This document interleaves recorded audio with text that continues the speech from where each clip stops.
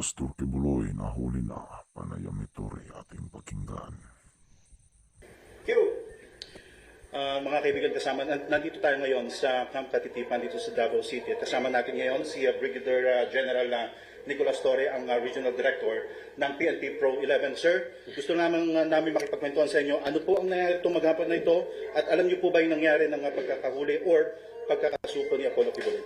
Yung pagkahuli ni, ang particulars ng pagkahuli ni Pastor Apollo Kibuloy ay para pakitanong nyo lang sa SILG. Si SILG lang i-interview nyo dahil ang mga details nun ay hindi ko talaga alam.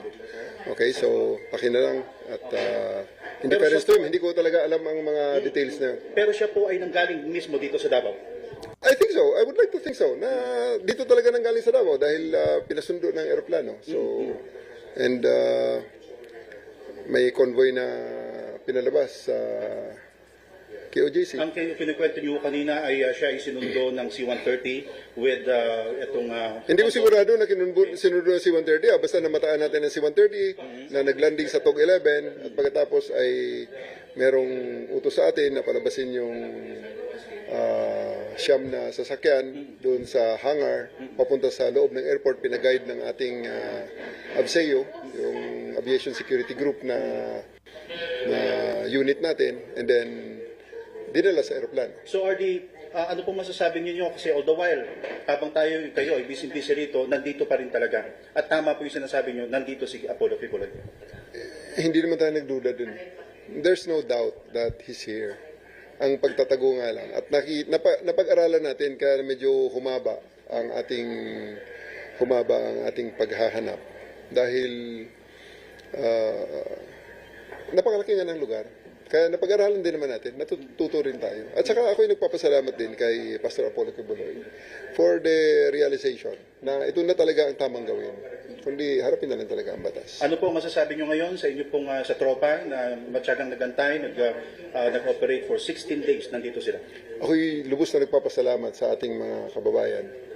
At sa ating, lalong-lalo sa ating kapulisan na nagpakahirap, nagpuhunan ng dugo, pawis, luha at pawis para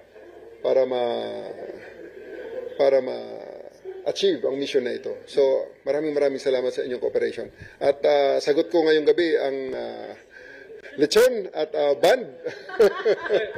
Ano naman po masasabi ninyo, General, sa mga taga-KOGC?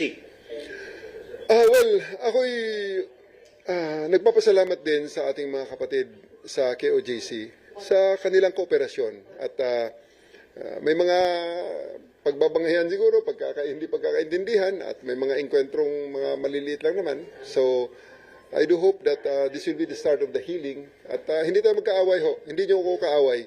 I just played my role. Ito po talaga ang ibinigay sa akin na role, ibinigay sa aking trabaho. Kung kaya't ginawa lang ho natin ito in accordance to how we perceive on how we do it our way. So, hello, sir. Ayan po si General. Sir, salamat sir. Torre. Yes, sir. At medyo wala pang rin. At kausap ngayon ni Brigadier General Nicolas Torre III, si PNP Chief General Romel Marbil, at nagpapaabot ng congratulations. Itong kanilang naging operasyon.